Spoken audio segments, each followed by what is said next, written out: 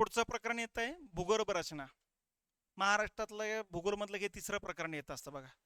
म्हणजे भूगर्भ रचना म्हणजे काय, महाराष्ट्रातली जी जमीन आहे ती कोणत्या खडकापासून बनलेली आहे. प्राचीन काळानुसार जे काही खडकाचे प्रकार असतात त्या खडकानुसार कोणते कोणते प्रकार या ठिकाणी पाडले जातात त्यानुसार त्याचं वर्गीकरण बघायचं असतं बघा. आता प्राचीन कालखंडानुसार जर बघितलं तर 4 कालखंड पाडले जातात. 4 कालखंड कुठले कुठले. नंबर 1 येतो असतो आर्कियन काळ. हा 50 कोटी वर्षापूर्वीचा कालखंड येतो असतो बघा. ठीक आहे. नंबर 2 येतो असतो पुराण समूह काळ. हा 50 कोटी ते 35 कोटी वर्षापूर्वीचा कालखंड येतो असतो.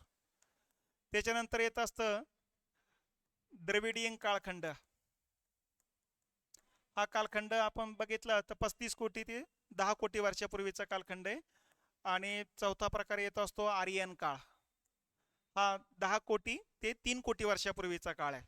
थोडक्यात सगळ्यात जुना काळ, त्याच्यापेक्षा नवीन, याच्यापेक्षा नवीन, याच्यापेक्षा नवीन, असे प्राचीन कालखंडानुसार 4 भाग पाडले जातात. मग आता या काळामध्ये 2 खडक तयार झालेत. एक आहे आर्कियन खडक, हा सर्वात जुना खडक आहे. याच्यामध्ये फक्त लोह खनिज सापडत असतं बघा. आणि नंबर 2 ला येतो असतो धारवाड खडक. धारवाड खडक हा आर्कियन खडकाचंच रूपांतर झालेल्या खडकाचं नाव येत असतं बघा. पुराण समूह कालखंड म्हणजे 50 कोटी ते 35 कोटी वर्षापूर्वीचा कालखंड आहे. या कालखंडात सुद्धा 2 खडक तयार झाले. एका खडकाला म्हणायचं कडप्पा आणि दुसऱ्या खडकाला म्हणायचं विंध्ययन खडक. ठीक आहे. द्रविडियन कालखंड म्हणजे 35 कोटी ते 10 कोटी वर्षापूर्वीचा कालखंड आहे. याच्यात परत 2 खडकाचे प्रकार आहे. एक आहे गोंडवाना आणि एक आहे डेक्कन ट्रॅप. ठीक आहे. आणि 10 कोटी ते 3 कोटी वर्षापूर्वीच्या कालखंडामध्ये आर्यन खडक कालखंड म्हणतो. याच्यात 2 खडकाचे प्रकार येतात बघा. नंबर 1 आहे क्वाटर्नरी खडक आणि नंबर 2 येत असतं टर्शरी खडक. तर अशा पद्धतीनं काळानुसार काळाचे 4 प्रकार आहेत आणि त्या प्रत्येक प्रकारामध्ये 2-2 खडक जुन्या कालखंडातले आढळतात. यामध्ये पहिला येतो आर्कियन, दुसरा धारवाड, तिसरा कडप्पा, चौथा विंध्ययन, पाचवा गोंडवाना, 6वा डेक्कन ट्रॅप, नंतर क्वाटर्नरी आणि टर्शरी, असे 8 खडकाचे प्रकार येतात बघा. आर्कियन खडक जो आहे तो लावा रसापासून तयार झालेला आहे. मग हा लावा रसापासून तयार झाला आणि या ठिकाणी याच्यामध्ये फक्त लोह खनिज सापडत असतं. धारवाड जो आहे तो आर्कियन खडकाचा रूपांतरित खडक आहे, म्हणजे हा रूपांतरित खडक येतो असतो बघा. ठीक आहे. धारवाड नावाचं कर्नाटकमध्ये गाव आहे, जिल्हा आहे, त्या ठिकाणी पहिल्यांदा सापडला तो आणि नंतर मग ज्या ज्या ठिकाणी सापडू लागला त्या त्या ठिकाणी आपण त्याला धारवाडच नाव ठेवलेलं आहे. कडप्पा खडक धारवाडचा रूपांतरित खडक आहे. ठीक आहे. हा आंध्र प्रदेशमध्ये कडप्पा नावाचा जिल्हा आहे, त्या ठिकाणी पहिल्यांदा आढळलेला आहे, म्हणून कडप्पा खडक नाव पडतंय. आणि नंतर ज्या ज्या ठिकाणी आढळू लागला तिथे तिथे कडप्पा म्हणतात त्याला. विंध्ययन खडक विंध्य पर्वताच्या पायथ्यालगत आढळलेला आहे पहिल्यांदा, म्हणून त्याला विंध्ययन खडक म्हणतात. हा गाळापासून बनलेला आहे. ठीक आहे. निर्मितीचं कारण गाळ आहे.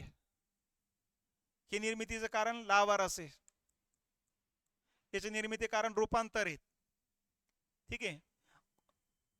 सगळ्यात जुना गाळ आहे. पावसाला सुरुवात झालेली आहे आता, हळूहळू वनस्पती प्राणी सुरुवात होत आहे बघा.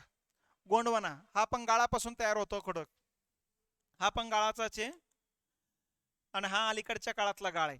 त्यामुळे वनस्पती प्राणी मोठ्या प्रमाणात होते, ते बरेच गाडले गेलेत, म्हणून या खडकामध्ये तुम्हाला दगडी कोळसा खनिज तेल सापडेल. डेक्कन ट्रॅप लावा रसापासून बनलेला आहे. फक्त हा लावा रस आपल्याला माहिती आहे 35 कोटी ते 10 कोटी वर्षापूर्वी फाटले गेलेला लावा रस या. तर आपल्याकडचं दख्खनची जे पठार आहे ते ह्या कालखंडातलं आहे. त्याच्यानंतर क्वाटर्नरी खडक चतुर्थक आणि टर्शरी खडक म्हणजे तृतीय खडक. तर अशा पद्धतीने हे खडकाचे प्रकार येतात. क्वाटर्नरी टर्शरी गाळाचेच खडक आहे. हा गाळाचा खडक आहे, हा गाळाचा खडक आहे, गोंडवाना गाळाचा खडक आहे आणि विंध्ययन गाळाचा खडक आहे. 8 खडकापैकी 4 खडक गाळाची आहे. त्याच्यानंतर डेक्कन ट्रॅप आणि आर्कियन 2 खडक लावा बसून आहे. धारवाड आणि कडप्पा हे 2 खडक रूपांतरित खडक आहे. ठीक आहे. आता आपल्याला याच्यावर फॅक्ट डाटा असतो बघा, की नेमके कोणते खडक कोणत्या कोणत्या ठिकाणी आहे आणि त्या त्या ठिकाणी कोणते खनिज आढळतात. या पद्धतीनेच या ठिकाणी प्रश्न असणार आहेत, काही जास्त खोलात प्रश्न असणार नाहीत. आता एक एक एक एक प्रश्न बघू बघा. कोकण किनारपट्टीच्या प्रदेशात जांबा खडकाची पठार आहे, हे बरोबर आहे. आता बेसॉड खडक हे आपल्याकडे पठारे भागामध्ये, आणि बेसॉड खडकावरती जास्त पावसाचा परिणाम होऊन जांबा खडक तयार होतो, त्यामुळे कोकणामध्ये पाऊस जास्त म्हणून इकडे जांबा खडकाची पठार आहे, बरोबर आहे. नंबर 2, जांबा खडक हा बेसॉल्ट खडकाच्या कायिक विदारणामुळे तयार होतो. हे चुकीचं आहे. जांबा खडक बेसॉल्ट खडकाच्या रासायनिक विदारणामुळे तयार होतो हा. कारण विदर्णाचे 2-3 प्रकार, एक जैविक विदरण असतं, एक कायिक विदरण असतं आणि एक रासायनिक विदरण. ठीक आहे. विदरण म्हणजे विदरिंग. ठीक आहे. बदल होण्याकरताचा तो एक घटक मानला जात असतो. केमिकल हे फिजिकल असतो बघा आणि एक बायोलॉजिकल असतो. या अशा प्रकारे विदरिंगचे 3 प्रकार पाडले जातात बघा. तर जांबा खडक रासायनिक प्रक्रियामुळे निर्माण होत असतो, कायिक नाही.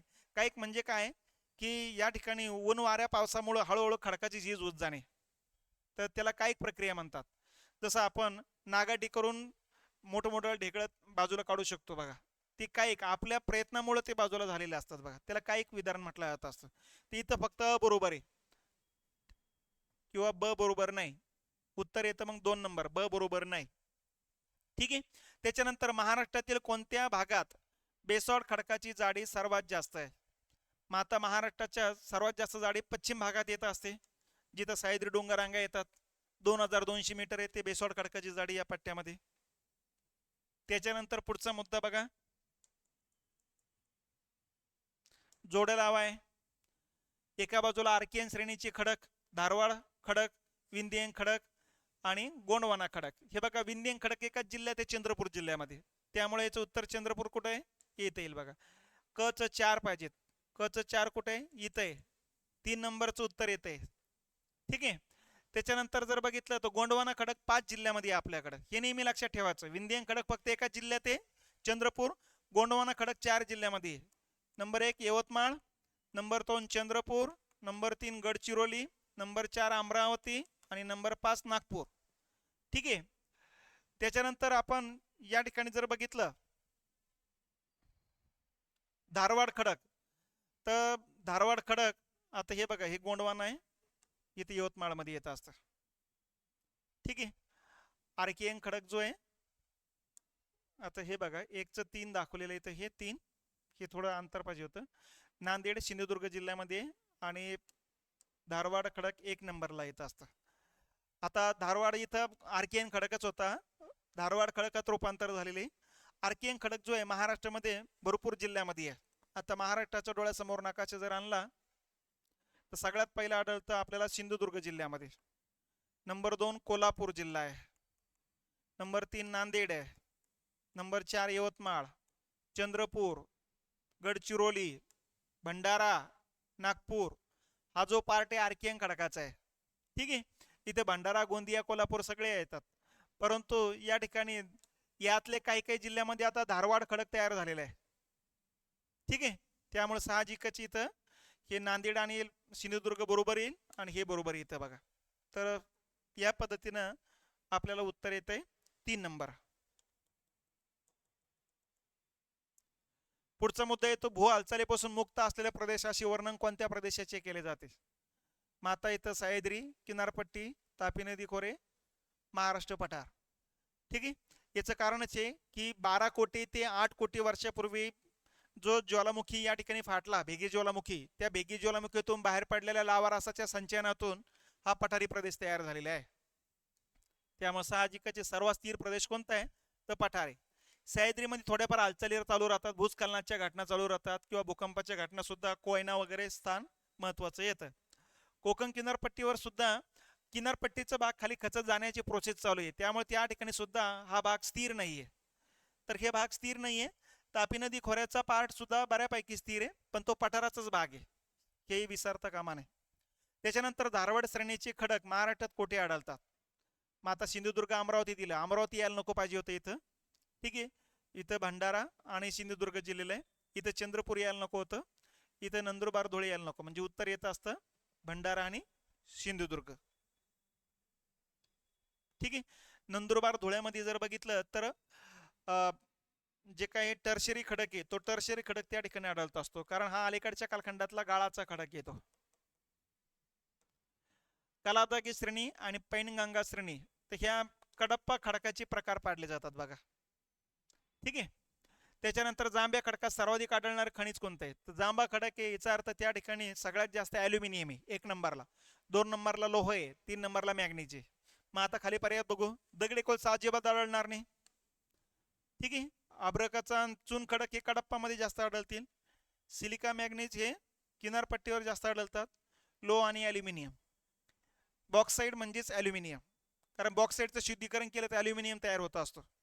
तर हे या ठिकाणी लक्षात घेतलं पाहिजे. त्याच्यानंतर आर्कियन खडकात पुढील कोणत्या खडकाचा समावेश होतो? आर्कियन खडकाचे आणखीन काही भाग पाडले जातात, त्याच्यामध्ये ग्रॅनाइट, नीस आणि शिस्ट हे बरोबर येतं, याचा समावेश होत असतो.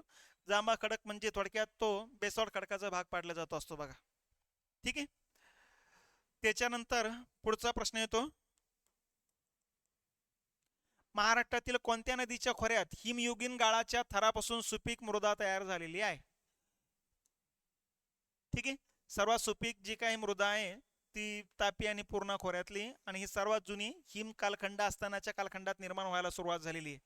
ठीक आहे. हा कालखंड म्हणजे टर्शरी कालखंडाचा तो भाग मानला जात असतो.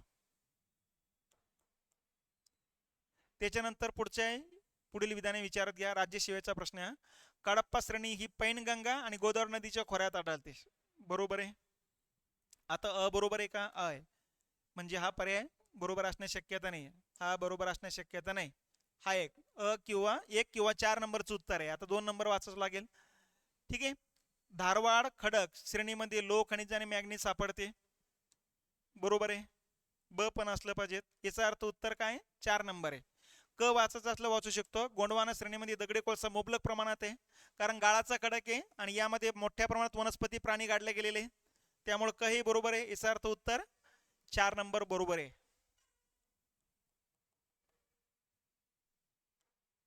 त्याच्यानंतर कडप्पा प्रणालीचा विस्तार महाराष्ट्रातील खालीपैकी कोणत्या जिल्ह्यात झालेला आहे? हे बघा, आता या ठिकाणी हे जिल्हे तर नाहीचे. ठीक आहे. हा हे जिल्ह्याचा भाग येणार नाही. त्याच्यानंतर हा भाग येणार नाही. असूनच उत्तर याचं मग यवतमाळ, चंद्रपूर आणि कोल्हापूर जिल्हा येत असतं बघा. या जिल्ह्यामध्ये हा खडक आढळतो आपल्याकडे. त्याच्यानंतर महाराष्ट्राच्या पठाराची निर्मिती पुढीलपैकी कोणत्या प्रक्रियेमुळे झालेली आहे? ज्वालामुखी झाली, परंतु केंद्रीय नाही. आपल्याकडे भेगी ज्वालामुखी फाटला गेलेला आहे. यालाच म्हणायचं भ्रंशमूलक ज्वालामुखी. म्हणजे लांबच्या लांब भेग पडली आणि यातून लावारस असा बाहेर पडलेला आहे, त्यामुळे इकडे पठार तयार झालं, इकडे पठार तयार झालं. इकडचं कोकणाचा जो पठारी भाग होता तो नंतर खाली खचत गेला. आज आता हे पठार राहिलेले नाही. भूप्रस्तर भंगामुळं हा मैदानी प्रदेश तयार झालेला आहे आणि हे पठार तसंच राहिलेले आहे. तर याला म्हणायचं भ्रंशमूलक ज्वालामुखी.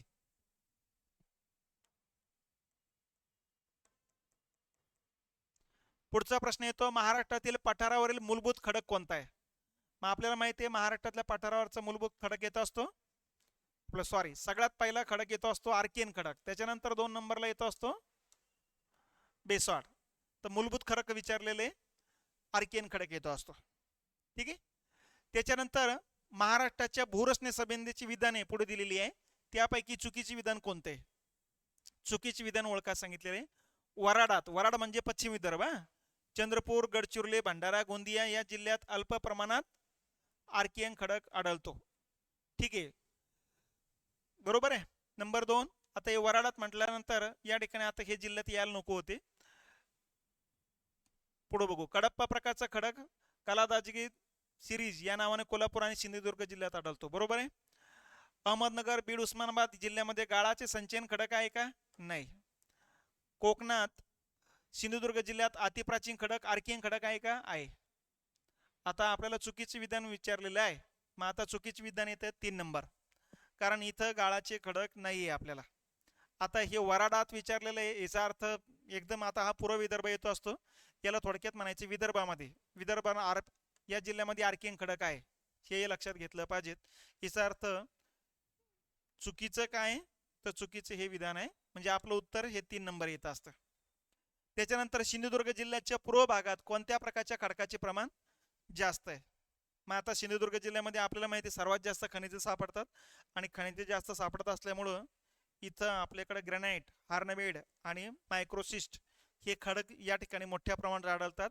म्हणून सिंधुदुर्ग जिल्ह्याच्या पूर्व भागामध्ये खनिज मोठ्या प्रमाणात आढळतात.